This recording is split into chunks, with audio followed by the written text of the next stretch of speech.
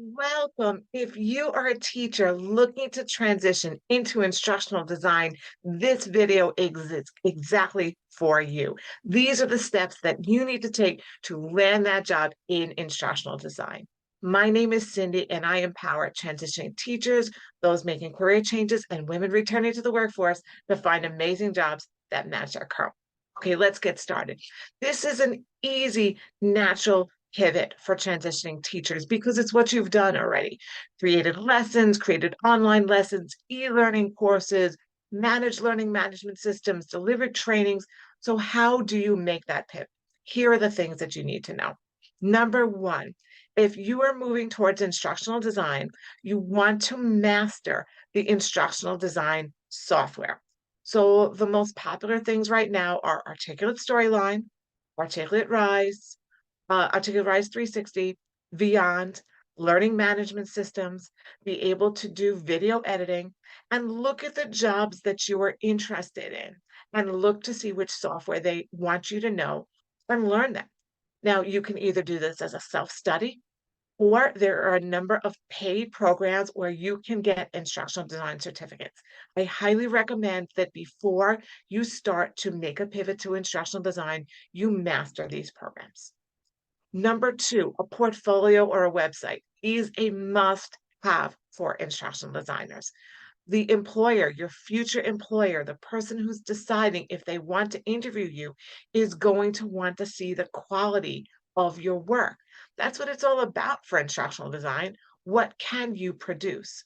So definitely make sure that you have a well done portfolio or website.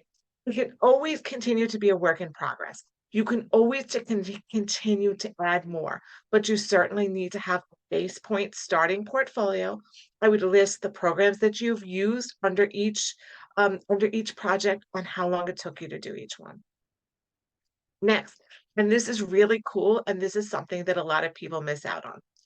You can create quote unquote work for yourself, and it doesn't have to be paid to be included on your resume.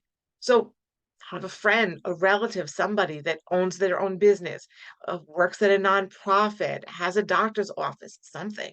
Create content for them, give it to them. Obviously, collaborate with them and find out what's best for them, and they can be your subject matter expert about what you're producing.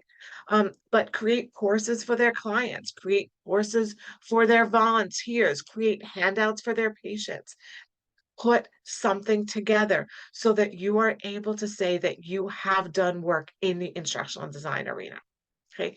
And then the last thing is fix up your resume and your LinkedIn profile to reflect all of what we've talked about. Use the instructional design terminology throughout your resume in your bullet points, not just in the skill section.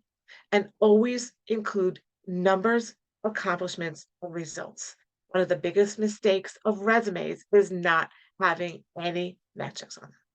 So follow these steps, and you too can be an instructional designer and pivot out of the classroom. And if you want more help on that, that's exactly what I do. I've worked with hundreds and hundreds of transitioning teachers to land jobs in instructional design in a plethora of other fields. Let's schedule a free 45-minute discovery call to talk about how I can help you to be successful in your job search. I hope you found this super helpful. I hope you have a super productive week. Always remember you're a warrior, and I'll catch you next week. Bye.